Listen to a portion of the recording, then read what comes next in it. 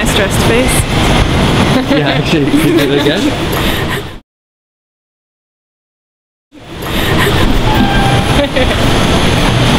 I do that all the time.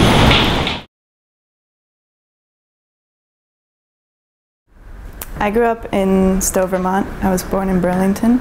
It's a really small town, 3,000 people, and it's a ski town, so we basically grew up on skis and snowboards, and it was a very small community.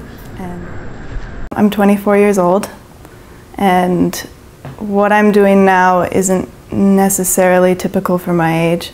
I think that, especially as a woman, it's not normal to be a photo assistant full-time, like as a first assistant at this age, or really ever. There aren't very many. I can probably name all of the female photo assistants in New York on one hand. I learned about photography from my father. It was just basic stuff at first, but every once in a while he would kind of just teach me about exposure and ISOs and kind of the history behind how film works. When I was in high school, I was dancing 6-7 days a week, and I had a pretty severe injury. I had to stop dancing, but I still had to go to all of the classes. So I would go to class and I would have to sit out, and for a while I just sat there and watched the dancers go through the bar exercises and do everything, but it got kind of boring and it was really upsetting for me. So I went home and I asked my dad if I could take one of his cameras with me. So after I would take the photos, I would just shoot rolls and rolls and rolls and rolls. Just like, I can't even imagine how many rolls of film I shot. And I would just go and have it processed for free and see all of it as it was coming out and go through the whole thing with my father. Most of my influences come from photojournalism, not from the commercial side of photography. My first hero was Henri Cartier-Bresson. He's a French photographer and photojournalist. And I learned a lot about photojournalism and the decisive moment through his work. And that's where I first began. After that, when I started going to school for photography, I learned more about other more commercially driven photographers like Irving Penn, Richard Avedon, Helmut Newton, Ansel Adams, obviously.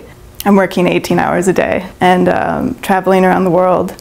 Well, in the last year, I've been to the UK, France, Belgium, Spain, Hungary, Azerbaijan, Romania, Italy, Costa Rica, Brazil, Chile, Colombia, Afghanistan, Dubai, briefly, very briefly. I've been to Guinea, it must be worth India, Sri Lanka, Thailand, Vietnam, Cambodia, Australia, New Zealand, the Philippines, and all over the United States. It's difficult, but I know that it's not going to get any easier. But those are just the sacrifices you make to do something that you love. We were in the White House last year in February, and I had this huge bag. It must have weighed like 70 pounds. It was so heavy. And we're walking towards the Oval Office, and we get up to the door, and there's Obama standing there. Hey guys! And he shakes everybody's hands, and then we walked in, and as I was walking in, I was the last person, and he asked if he could help me with my bag. And I think I nearly died at that moment.